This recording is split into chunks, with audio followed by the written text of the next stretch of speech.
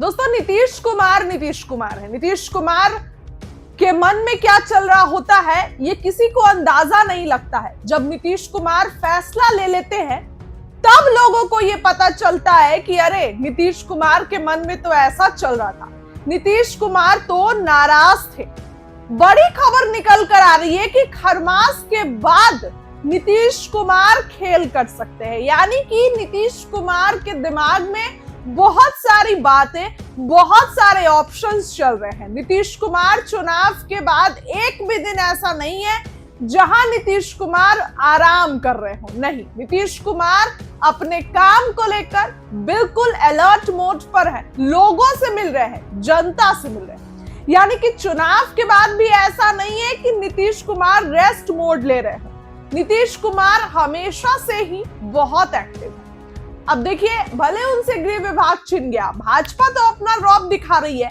भाजपा ये दिखा रही है कि भैया आपको 4 सीट कम आए हैं, हम ही सबसे बड़ी पार्टी बने हैं, 89 सीट हम ही को आए हैं, आपको तो 85 सीट ही आए, मतलब 4 सीट कम।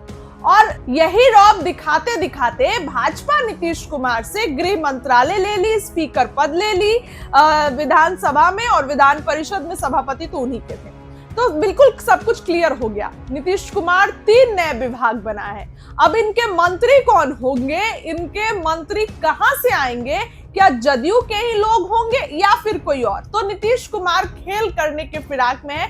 नीतीश कुमार बिल्कुल ये सोच रहे कैसे खेल किया जाए और कैसे भाजपा को घुटने पर लाया जाए। तो ये जानकारी मिली है। पिछली बार भी AIM-IM के जो विधायक थे 5 जीते थे, 4 आरजेडी में चले गए, 1 बच गए, अख्तरुल इमान जो कि प्रदेश अध्यक्ष भी इस बार भी जीत गया। तो ऐसे में अभी हाल में ही आपने वो तस्वीर देखी होगी जिसमें नीतीश कुमार से मिलने AIM-IM के एक विधायक गए थे। अब उन्होंने नीतीश कुमार की तारीफ की, उन्होंने कहा कि नीतीश कुमार बहुत अच्छा काम किए हैं, नीतीश कुमार ही मेरे राजनीतिक गुरु हैं, मैं उन्हीं के कारण राजनीति में आया, तमाम बातें। तो नीतीश कुमार बिल्कुल इस फिराक में है कि कुछ AIM, ये छोटे छोटे जो दल होते हैं ना, ये काफी ज्यादा इजीली होते हैं तोड़ने के लिए। नीतीश कुमार के पास एक बहुत स्ट्रॉन्ग रीजन है और वो ये है कि नीतीश कुमार इन लोगों को अपने साथ में रख करके मंत्री बना देंगे। तो भैया अब वो अपने तरफ तो बस विधायक है, नीतीश कुमार के साथ आएंगे तो वो मंत्री बन जाएंगे, तो ये सोचकर तो वो जरूर आएंगे। और ऐसे में नीतीश कुमार के पास जो है ये लोग आने वाले हैं। चर्चा है कि भाजपा का 89 सीट और जदयू का 85 सीट, यानी कि 4 विधायक तोड़ेंगे। तो क्या AIM-IM से तोड़े जाएंगे? क्योंकि पिछली बार भी 5 जीते तो अख्तरुल इमान बच गए, 4 इधर उधर बिखर गए, आरजेडी में चले गए। तो 4 विधायक, अब आरजेडी तो इस बार उतनी मजबूत रही नहीं है, मजबूत तो जदयू है, मतलब जदयू में खाली जगह है मंत्री बनने की। अब विधायक ही रहना होगा तो अपनी ही पार्टी में रहेंगे।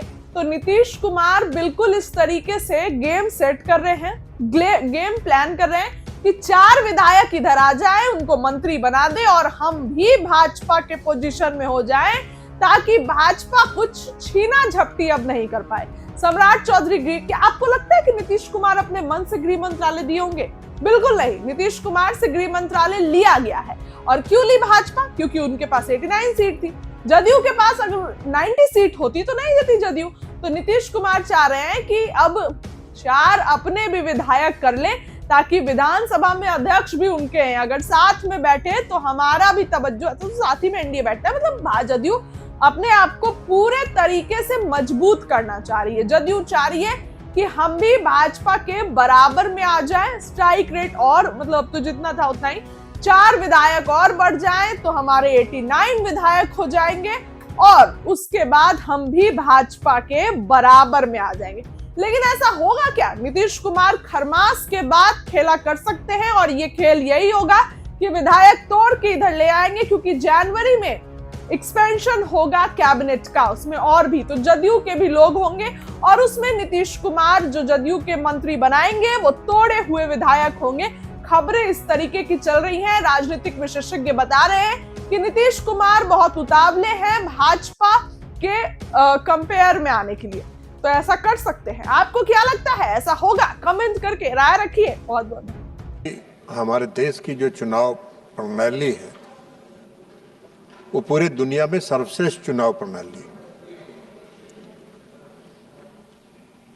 और आज हमारे देश की चुनाव प्रणाली की चर्चा पूरे विश्व में होती है कि पूरी निष्पक्षता के साथ इस देश में चुनाव होता है, लेकिन फिर भी चुनाव प्रक्रिया में कोई और भी कितनों अच्छा से अच्छा हो, उसमें कोई ना कोई सुधार की गुंजाइश होती है। और इसलिए हम लोग इस चुनाव सुधार पर चर्चा कर रहे हैं। हम सब लोग यह उम्मीद कर रहे थे कि विपक्ष की तरफ से यह आएगा कि अभी जो वर्तमान चुनाव प्रणाली है उसमें क्या सुधार की गुंजाइश है और क्या बेहतर बनाया जा सकता है। तो यह चर्चा उस पर सीमित होनी चाहिए थी। लेकिन हम सुन रहे थे कांग्रेस पार्टी के हमारे साथी मनीष तिवारी जी का भाषण। मनीष तिवारी जी, छोड़ दीजिए ना भाई आप। मनीष तिवारी जी वकील भी और वरिष्ठ वकील है। कम से कम जब उन्होंने चर्चा प्रारंभ किया तो मुझको लगा कि कोई सकारात्मक सुझाव उनकी तरफ से आएगी और ऐसा कोई सुझाव देंगे जिससे चुनाव की प्रणाली में और क्या सुधार की गुंजाइश किया जा सकता है।